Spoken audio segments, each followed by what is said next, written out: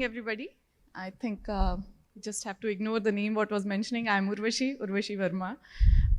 And it's a beautiful morning. Thanks for the lovely introduction. And I'm privileged to share the stage with Mr. Varadarajan today and looking forward to discuss a very important but I think highly misunderstood topic, which is employee experience. So as a human resource professionals, whenever we heard employee experience, what comes in our mind first? I think employee engagement survey or just some fun activities at work to engage the employees. But no, we all know by our heart that it is much more than that. Employee experience starts with hiring and onboarding of an employee and continues until he or she leaves the organization. The employee experience is essentially how an employee is experiencing the organization, the relationship between him or her and managers, the technology they need to work on, the accomplishments, appreciations, failures, and many more other things. However, the change is the only constant, and we have seen in the past the changing demand and priorities of employees, which always encourage organizations to adopt new strategies, new policies to make sure that we are creating the right employee engagements.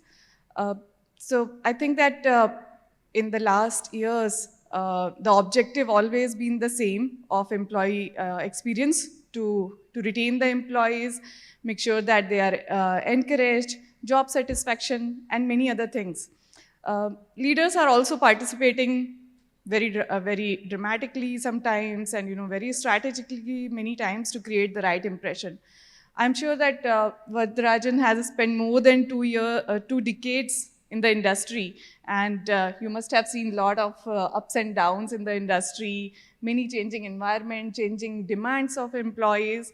So how do you think that now in current situation, leaders are defining employee experience as compared to maybe a decade ago, and how it is impacting the organization success? Okay.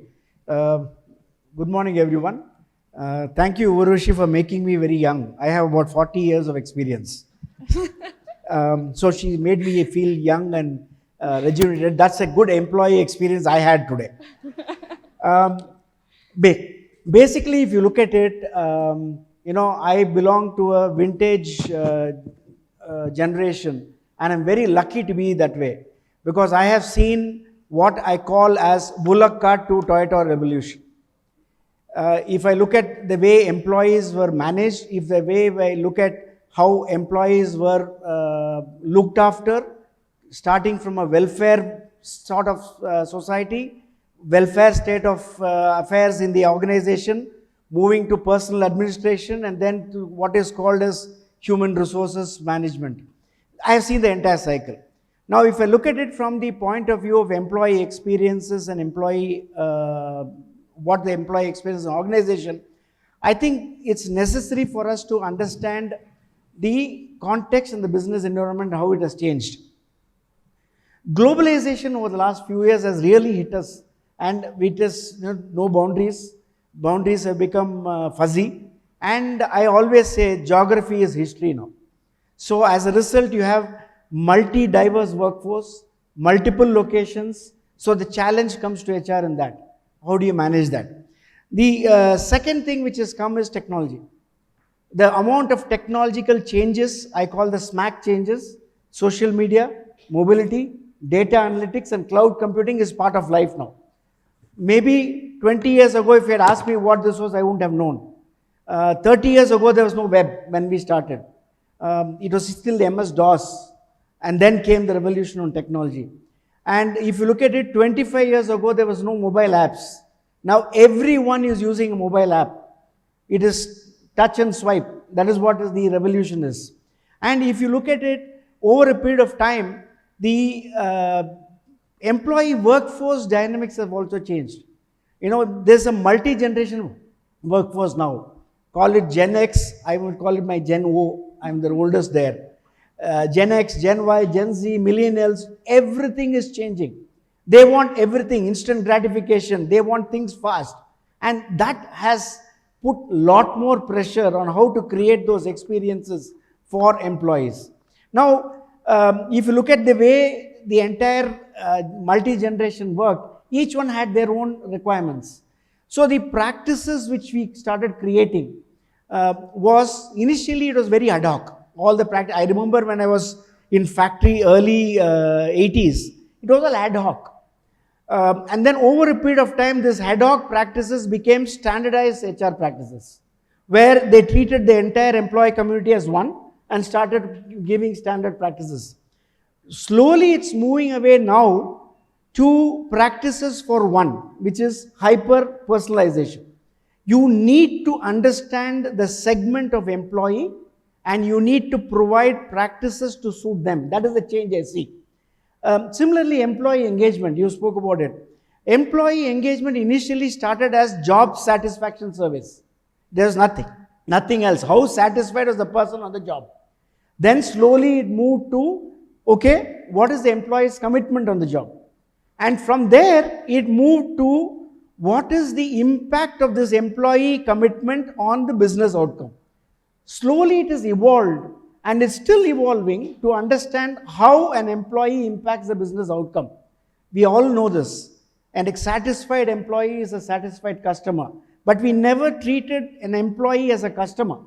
So changes have happened where the employee experiences are now created. And you rightly said, employee experiences is nothing but how the person feels,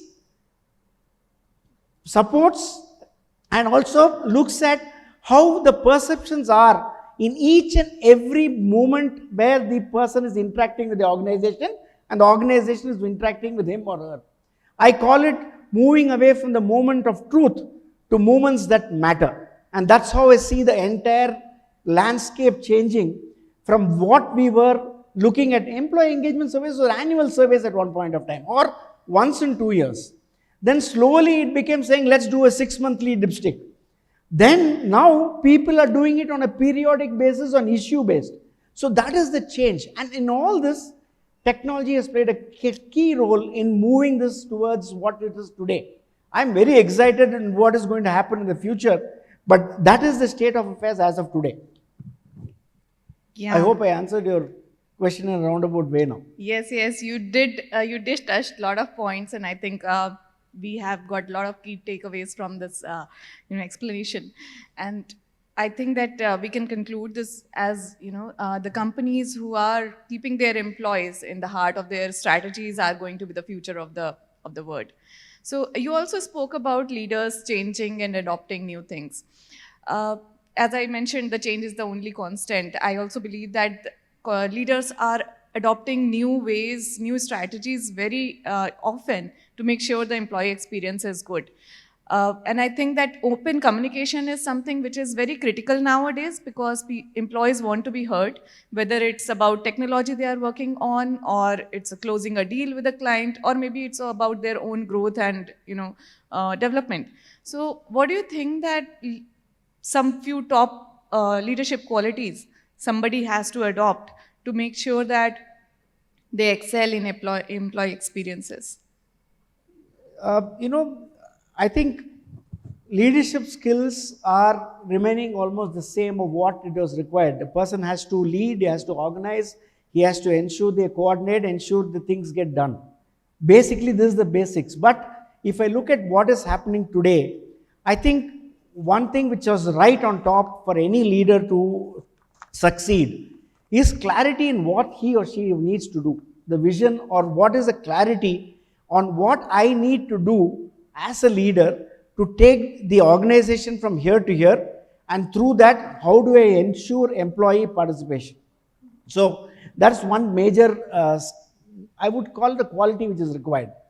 And from there flows the, what is the, the person needs to have a very design mindset and a thinking mindset. How do I create opportunities, and how do I create programs to ensure that people participate? So the next one is the ability to inspire participation, collaboration, and networking in the organization. And that is where what you mentioned about communication plays a very critical role. And I always call it MOMO, more open, more often. If you do that, that is where your leadership vision is converted into actions and people see what the organization is going towards and what my role is. And then, of course, one of the biggest things which the person needs to have is, how do I connect the dots? How do I see patterns and trends in disparate points? It's just not unilateral anymore. It has to be multilateral. And how do I connect the dots? That is another very important quality. Humility is a very critical quality at this age, because this leader is constantly learning. If you are not humble and you think that you know all, then you will not succeed. So humility and a curious mindset. What is happening in the world? What is happening differently? How do I change things differently? So, and that leads to acceptance of new thinking. Many times I find leaders are stuck in their own thinking and very difficult to try out new things. If they don't try out new things, nothing will come out of it and they can't change the future.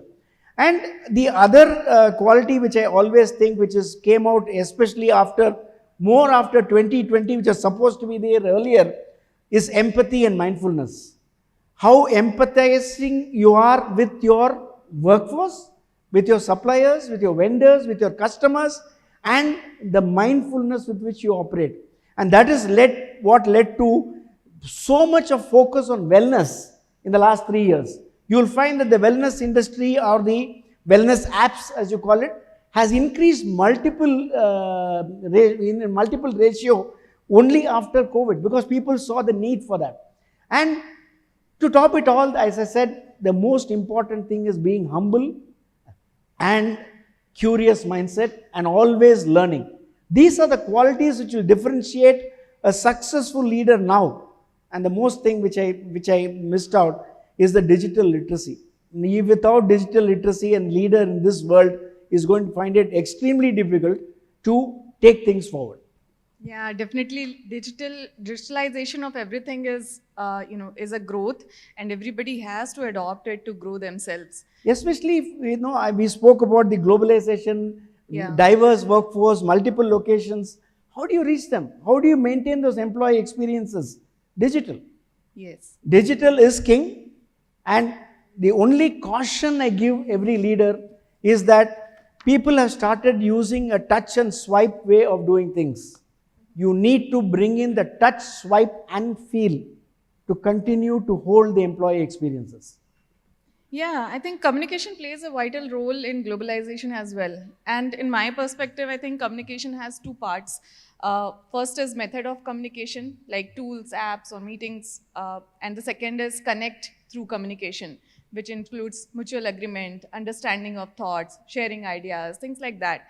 So, whereas I have seen that companies are mostly confused between these two aspects and focus more on method instead of connect, which is actually resulting in a lot of stress and anxiety among employees. And also miscommunication, confusion, because you are not sure of what is being communicated and what I understand from it. Yeah, yeah. So anxiety and stress is also, increasing among employees. And definitely, as you mentioned, leaders are constantly have to change. We have seen a very huge example recently of adopting hybrid work culture. Yeah. In the past era, everybody used to work together under pressure in office all 5 days to get the things done. Whereas the success key now is flexibility and collaboration.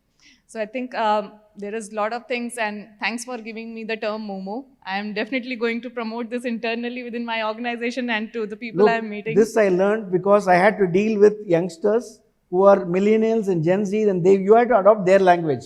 Yeah. If I go and tell them, 5 C's of communication, they'll say, go fly. So you have to understand what they will like and what is easy. Momo is something they eat every day. How many people eat momos? Almost, I don't see so many hands. In other cities, I find only momos. They live on momos and Maggi. And that also goes back to the mentality of the youngsters. Instant gratification, 2 minutes. Mm-hmm. So Maggi is a popular dish. Yes, true. Very true. So when we are talking about Gen Z, what do you think Gen Zs are looking into a leader? How they want to see somebody who is influential? What they think the right leader is for them? Look, this lead, as I said, if you transpose the qualities which I spoke about, I want my leader. I am for a moment assuming a great assumption that I am a Gen Z. Okay? I want my leader to be a person who listens to me. Okay? When I say listens to me, I'm not asking him to act on everything which I say, but at least he listens to me and comes back and says, okay, this can be done, this cannot be done, and this is the reason why it cannot be done. Or why don't you try it as a pilot and then we'll see how we can adopt. So listening. Second thing is, I always look up at the leader to see whether he has the vision and he's able to clarify that to me so that I enjoy what I'm doing.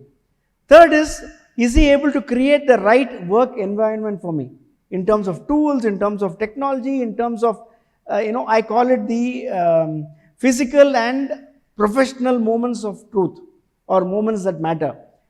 Whether I'm being taken care of, in terms of whether I'm heard, whether I'm taken care of, may I have given the requisite tools, technology, and also the structure, the way it is organized, and is it transparent? And what is the purpose of the organization? I find a lot more people today looking up and saying, what is the social purpose of this organization? It's not just the business purpose where you make money. Are you also doing something for the social purpose, which is where the CSR plays a very critical role? So these are some of the qualities which I want my leader to have. Listen to me, act on it, and also forward thinking. How much forward thinking is this person? And is this person humble, or he says, I am sitting on my high horse and saying, oh, that's the way it is? Okay. Does he come down to my level and react and enact with me? That's what I would look at. Yeah, more of a teamwork, work together and... Collaborator, as I call it, an integrator rather than... that automatically makes you a leader. Yeah, true. And I think that one more thing what I believe they look for is somebody who is open to new things and adopt new things, give them opportunity to challenge and experiment on the solutions. Experiment and provide opportunities to take risks. Yes, true. That's true. Okay, I think a lot of takeaways for me and for the audience from this conversation.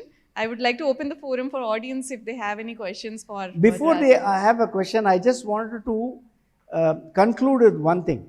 When you're dealing with the new workforce, the old paradigms of leadership and HR won't work. So when you did mention that how do you attract people, how do you develop them and all that makes a sense. I think the new generation, you can only attract them. You cannot retain them unless you provide the right experiences. Okay? So attraction you can do based on your EVPs and everything, but retaining them is only based on your employee experiences. Similarly, you cannot engage an employee. It's a controversial statement. You cannot engage an employee. You can only inspire and support them to be a part of the organization, and that's where providing the right experiences help. You cannot only train the employee. In this generation, you have to provide an enablement for them to learn and provide opportunities to grow.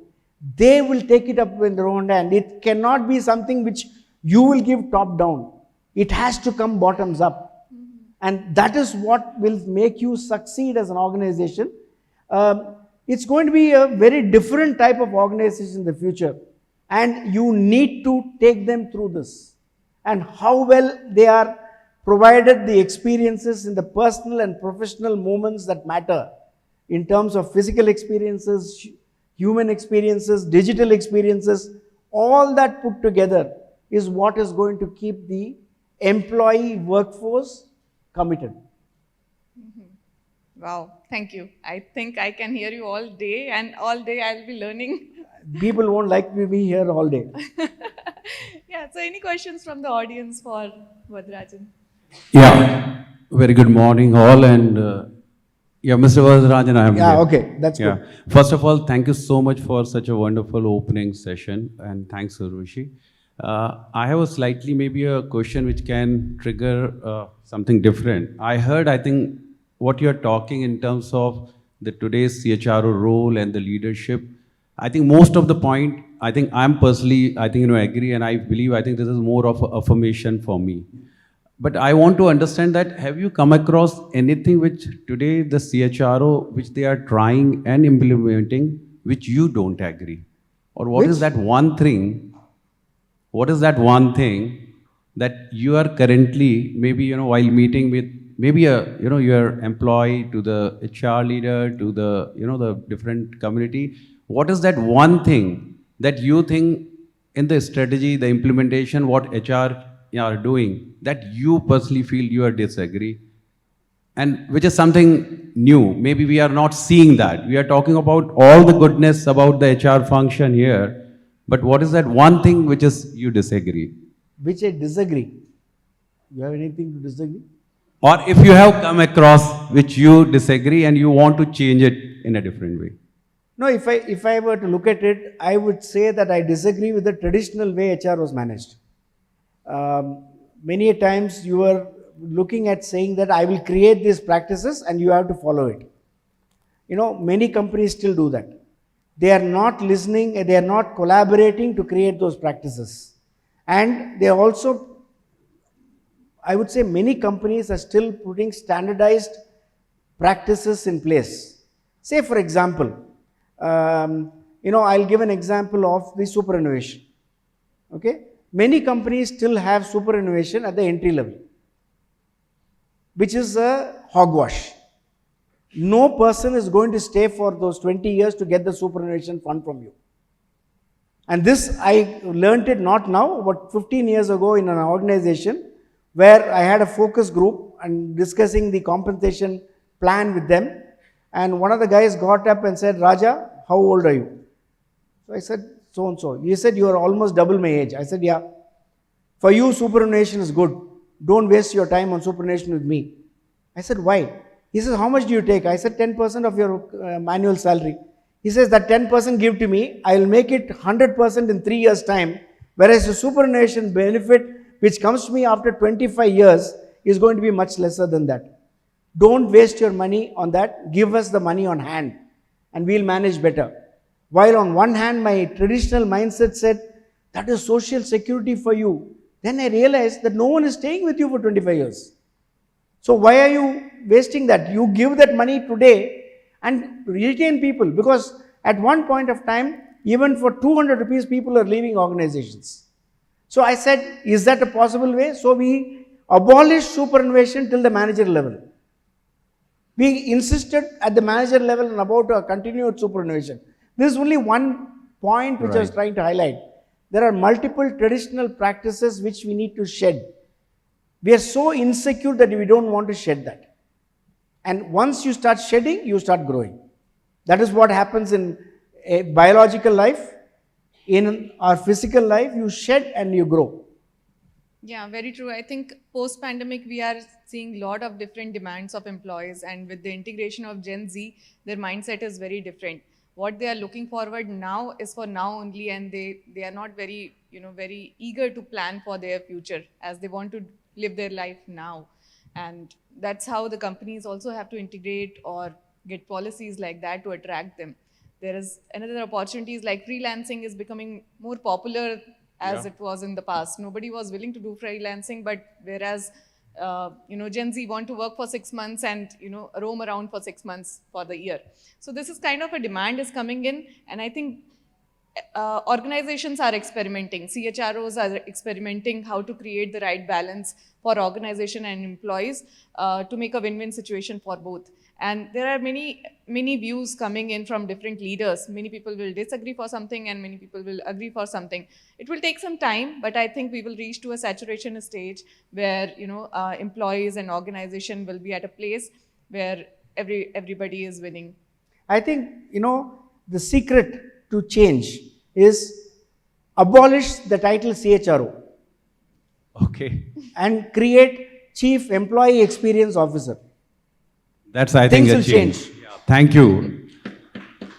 Because if we change, I think, from the leader, I think we can make a larger change in the ecosystem. So I think, thanks. Maybe, I don't know whether it is an appropriate question, but just to trigger maybe a mind, what we are seeing, actually, it is not a solution. Yeah. What we are not seeing is something which is hiding.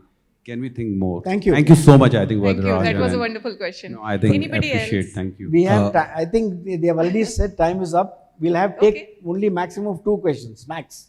Okay, let's Max see. 2. Can I take 2 questions? Only 1. Okay. He is the boss. 1 question. Yeah, so Mr. Rajan here, Bhavesh here from ETHRHCE. I can't see you. Yeah. Okay. Yeah, so my question is, since you've been a part of the Startup Advisor, Bangalore, Mumbai, Delhi, the startup capital of the country, what are the top 3 challenges you are currently observing, right? Because what I've observed working for a decade in the startup ecosystem is the ability to experiment, ability to fail, hustle around, right? The innovation and R&D. So what are the top 3 challenges which you see in the human capital in the startup ecosystem? And what sort of recommendation you would give to the community that these are the things we will have to do as an organization to ensure we start honing the human capital experience overall in this particular space? I can talk the whole day on this, but since the time is limited, I'll stick to 1 or 2 points. I think one of the basic things is you need, please sit down. You need to sell a dream to your person who's joining the team and take the person based on passion rather than only knowledge. I think what is happening is many of the people are going in for knowledge and skills and forgetting about the attitude and the passion which a person brings to the table, especially critical in startups. The second is the entrepreneurs need to say that this is a long term. And many a times people are looking at valuation rather than adding value. The day you stop looking at valuation and add value, valuation will come. Those 2 things are the most critical part for any organization to succeed. The startup team and the initial thing, how passionate they are towards the cause, towards the ideal. Second thing is how much of value you are adding as a part of your product. Yes, you have to struggle, you will have to push, but the capital is available for the right idea and for the right. And when I go in and to invest in a company, I look one at the product and the uniqueness of the product, and the second is what is the passion of the team which is running it. More I invest on the passion rather than on only the product, because we know that product can be fine-tuned, but the passion cannot be bought. So those are the 2, 3 things I look at. Sure. Thank you so much. I think, ma'am, you have a question as well, right? Can we have the mic just for about 1 second, 2 minutes, not more than that? See, you said 2 questions. I'm okay with that. I think thank you very much for giving this opportunity. So I have a very simple question. I think it was great listening about the transformation journey which you talked about, employee experience from your days to good days now, where automation and technology, digitalization are playing a great role. Incidentally, I come from an organization where we are driving employee experience hugely, and that becomes our target for this year. One question which comes to my mind while we are driving it, as well as while I hear you, is how different the strategy should be now to drive employee experience along with our stakeholders and business leaders, so that it doesn't become only an agenda of HR. It also impacts the organization, as well as it creates the impact or the employee experience we are looking at and penetration to every employee in the organization.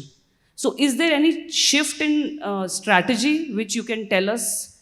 Because that's something which we are experiencing right now, to get the right alignment and right collaboration with our business stakeholders. So this is a practical question I'm asking. Thank you. Thank you. You said it was a simple question, but actually it's a very complex question to answer, but I'll try to respond. I'll go back to the basics of HR and the basics of what Dave Ulrich mentioned quite some time ago. We are so used to looking inside out that we always think that what we do is the right thing. You need to start looking outside in. When I say outside in, you start with the customer. The stakeholders will have to look at what the customers want, and in this case, external customers. And if you have to provide that to the external customers, you need to start looking at what capabilities I need to build in the organization in order to deliver them. And I'll stick to human capability. So we look at what sort of human capability is required. And from that, you look at, in order to get this capability, what are the things I need to do? And you can't do that in isolation. That is where you need to understand what the customer requirement is. In this case, the customer is an employee. Just like we are used to customer segmentation and saying, for this market segment, this is what we will provide as a product. And for this market segment, this will be a different product. Similarly, you need to specialize in segmentation of employees, looking at different parameters, be it age, sex, creed, what stage of evolution are they in, what is their journey. Take all that into account and you start creating your practices to suit that. And then you ensure that at every touch point, at every moments that matter, you are able to give that experience to the employee as per his or her requirement. It is hyper personalization. I'm not saying let it be not only individuals, but it will be more to that segment of people. How are you able to personalize your practices? That is what will lead to success. So the stakeholders have no issues. They want their customers, they want to increase their profit. In order to do that, you need to show this linkage. And once you start showing this linkage on how it matters, then I think your job is simple. Yeah, I think the emphasis on learning and development is an advantage for many aspects. Okay, I think that's it for us. Thank you, Varadarajan. Thank you, Urvashi. It was lovely discussion with you, and thanks for your time here.